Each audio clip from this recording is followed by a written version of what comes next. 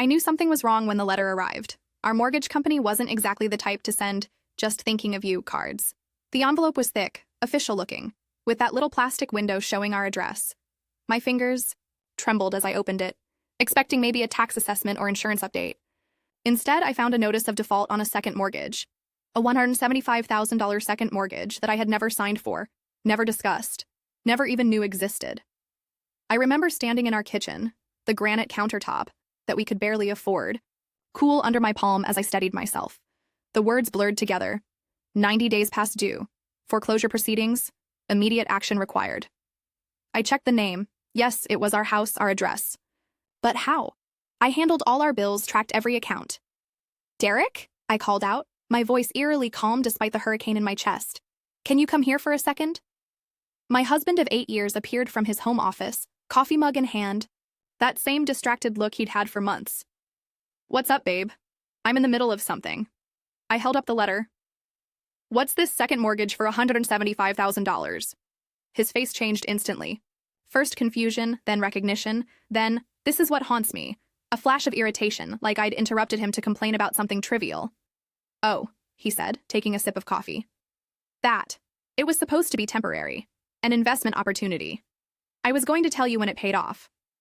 And that, my friends, is how I discovered my husband had secretly remortgaged our home to buy cryptocurrency without telling me, and lost it all. Updated. Thanks for all the support on my posts so far. I never expected this to blow up like it has.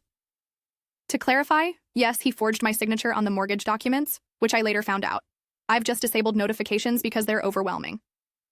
Has anyone else had a partner make financial decisions that blindsided you completely? Derek. And I met in graduate school. He was studying business. I was getting my teaching credential.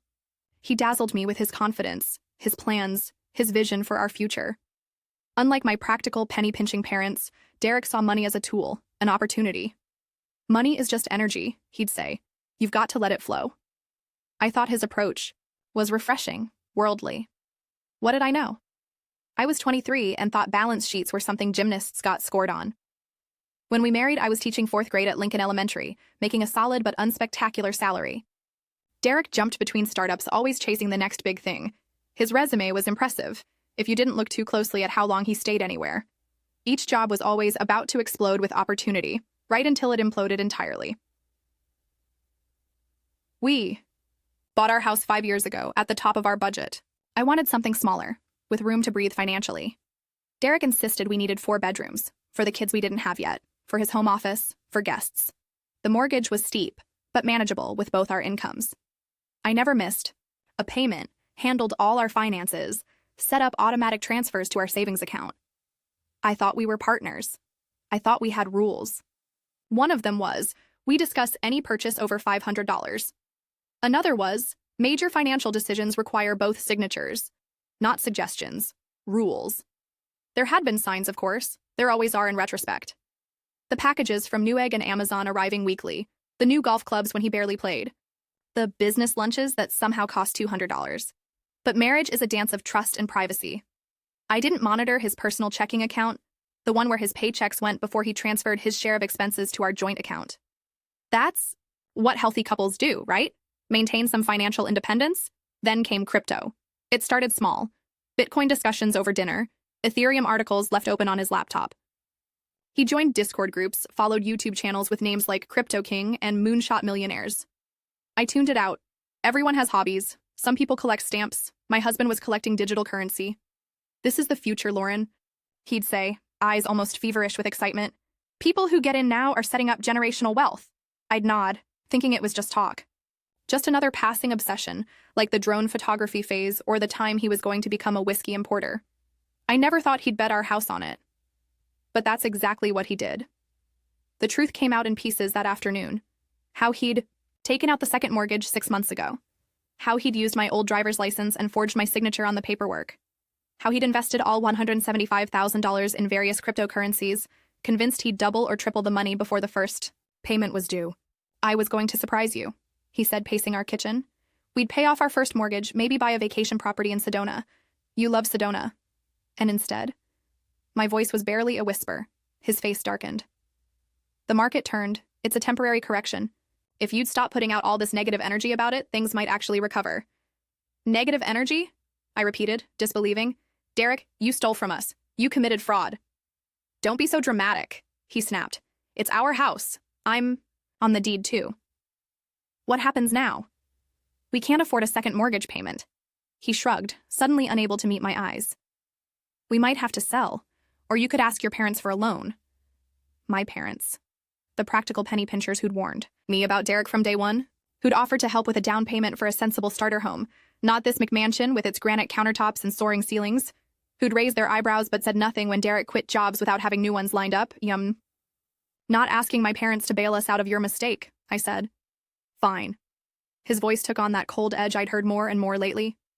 Then you figure it out since you're so perfect with money. I'm going out. The door slammed behind him, leaving me alone with a letter threatening to take away the roof over my head and a realization that hit me like a physical blow. This wasn't the first time. This was just the first time he'd gotten caught. I walked, upstairs in a daze, past the family photos that now seemed like relics from some fictional life, and entered my home office. Kneeling beside the bookshelf, I pulled out a locked box I'd kept since year 2 of our marriage. Inside was a journal, not the gratitude journal type filled with affirmations and dreams, but a detailed, methodical record of every financial lie, manipulation, and abuse Derek had inflicted over our years together. It started small, with pages documenting the time he forgot to pay me back for a flight, or when he insisted a $400 dinner with his friends was a household expense. As the years progressed, so did the entries. The mysterious credit card applications that appeared in our mail, the investment opportunity that cost us $10,000 and never materialized, the time he nearly emptied our emergency fund for business expenses without discussion. Each entry included dates, amounts, photographs of receipts, screenshots of account statements, and direct quotes from our arguments afterward. I had always told myself I was keeping this record to understand our patterns, to have clarity during our discussions. The truth I couldn't admit until this moment? I was building a case. Some part of me had always known this day would come. I never wanted to win. I just wanted to survive. That night, as Derek slept soundly in our bed as if our life wasn't imploding, I made 2 calls. The first was to a lawyer. The second was to my parents. Not for money, but for something I'd need much more in the coming months. A place to stay. The next morning, when Derek left for his networking event, 3 hours at a golf course with people who couldn't give him a job, I took my journal, my essential documents, and enough clothes for a week, and I drove to my parents' house. My phone blew up within hours. First with confused texts. Where are the car keys? Then irritated. Did you seriously go to your parents? Then threatening. You're overreacting. Come home now or we're going to have real problems. I didn't respond. Instead, I sat with my mother at her kitchen table, the same table where she'd taught me to balance a checkbook at age 12, and we made a plan. This wasn't just about a second mortgage. This was about years of financial abuse disguised as being bad with money. This was about a man who viewed my income as his safety net and my credit score as a resource to exploit. This was about fraud, betrayal, and the slow, systematic dismantling of my financial security. The next day, with my lawyer present, I finally responded to Derek's increasingly frantic messages with 3 screenshots: the forged mortgage documents, my detailed journal of his financial abuse, and a calendar invitation for our first divorce court date. His response was immediate and predictable. You're crazy. No one will believe you. It's your word against mine. But here's the thing about financial abuse. It leaves a paper trail. And I had been following that trail for years. Updated. I'm overwhelmed by your comments and support. To address the most common questions. 1. Yes, I had a separate emergency account he didn't know about. Always have an escape fund, ladies. 2. No, we didn't have children, thankfully. 3. A forensic accountant is reviewing everything now. Has anyone used financial journals as evidence in divorce proceedings? Would love to hear your experiences. The first time I walked into the courtroom, my knees were shaking so badly I thought I might collapse. Derek sat on the opposite side with his lawyer, a slick-haired man in a suit that probably cost more than my monthly salary. They were laughing together like this was a casual business lunch. When Derek saw me, he smiled. That same charming smile that once made my heart race, now making my stomach turn. Your Honor, my lawyer began, we'd like to enter into evidence Exhibit A, a journal kept by my client documenting a pattern of financial abuse throughout her marriage. Derek's lawyer objected immediately. Objection, Your Honor. A personal diary is hardly admissible evidence. It's hearsay, potentially fabricated after the fact. The judge, a woman in her 60s with shrewd eyes that seemed to miss nothing, glanced at the 3-inch thick journal my lawyer had placed before her. "This isn't just a diary," my lawyer countered. "It's a contemporaneous record of financial transactions, complete with supporting documentation, bank statements, credit reports, photographs of receipts, and screenshots of text messages, all dated and organized chronologically." The judge flipped through several pages, her expression unreadable. "I'll review this in my chambers," she finally said. "In the meantime, let's address the matter of the second mortgage." Derek's lawyer presented their argument smoothly. The second mortgage was taken out for investment purposes beneficial to our marital estate. Yes, there was an unfortunate downturn in the market. Yes, perhaps Derek should have been more transparent. But this was simply a husband trying to secure his family's financial future, not the criminal conspiracy I was painting it as. When it was my turn to testify, Derek's eyes bored into me, silently communicating the same message he'd sent for years. "No one will believe you. You're overreacting. You're the crazy one." I took a deep breath and began. "Your Honor, 6 months ago, my husband took out a second mortgage on our home for $175,000 without my knowledge or consent. He forged my signature on the loan documents. I presented the mortgage paperwork alongside my actual signature from other documents. He then invested the entire sum in cryptocurrency, which subsequently lost most of its value." The judge interrupted. "And you had no knowledge of this second mortgage until receiving a default notice?" "That's correct, Your Honor. I handle all our monthly finances and was completely unaware of this loan until receiving the default letter. When confronted, my husband admitted to forging my signature and suggested I ask my parents for money to cover the payments." Derek shifted uncomfortably in his seat as I continued, detailing how he had hidden mail, intercepted calls from the mortgage company, and deliberately kept me in the dark. "Furthermore," I said, my voice growing stronger, "this incident is part of a pattern that has persisted throughout our marriage." I gestured to the journal. "Every financial deception, manipulation, and unauthorized transaction is documented there, with supporting evidence." After I finished, Derek took the stand. His version of events was what I expected. I was financially controlling. I didn't understand modern investments. He was trying to surprise me with a windfall. The market would recover if I hadn't created such negative energy around the investment with my extreme reaction. "You kept this second mortgage hidden for 6 months, the judge noted. That suggests intent to deceive, not a surprise gift." "I was waiting for the right moment," Derek replied smoothly. "And honestly, if my wife hadn't been so negative about cryptocurrency from the beginning, I might have felt comfortable discussing it with her." By the end of that first hearing, nothing was resolved. The judge ordered a full financial audit and scheduled another session for the following month. As we left the courtroom, Derek caught up to me in the hallway. "This is ridiculous," he hissed. "You're blowing everything out of proportion. We could fix this together if you just come home and talk sensibly." I looked at him, really looked at him, and saw not the charming, ambitious man I'd married, but a manipulator who had gambled with our security and blamed me for his losses. "There's nothing to fix," I said quietly. "You broke it all." The financial audit revealed more than even I had documented. Secret credit cards, transfers to accounts I'd never seen. A pattern of financial deception that went beyond carelessness into deliberate fraud. With each new discovery, Derek's defense shifted. He didn't remember opening that account. Those charges must be mistakes. The cryptocurrency losses weren't his fault, but the result of market manipulation. 3 months into the divorce proceedings, the judge called us both to her chambers. My journal sat open on her desk. "I've reviewed the evidence extensively," she said, her tone measured. "Mr. Atkinson, I find your actions constitute a clear pattern of financial abuse. You systematically undermined your wife's financial security, committed fraud by forging her signature, and demonstrated a disturbing lack of accountability." Derek started to object, but she silenced him with a raised hand. "Ms. Atkinson," she continued, turning to me, "your documentation is one of the most thorough records of financial abuse I've seen in my courtroom. This journal," she tapped the cover, "may well become a template for how to properly document such cases."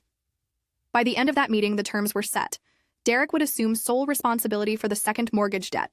I would retain our primary home, with Derek paying off his share of the original mortgage, essentially buying out his portion through structured payments over time. All joint accounts would be dissolved, and I would be protected from any future financial claims stemming from his cryptocurrency losses. It wasn't a perfect victory. The process drained my savings and left emotional scars that would take far longer to heal than my credit score. But as I left the courthouse that final day, paperwork in hand officially dissolving our marriage, I felt something I hadn't experienced in years: financial safety.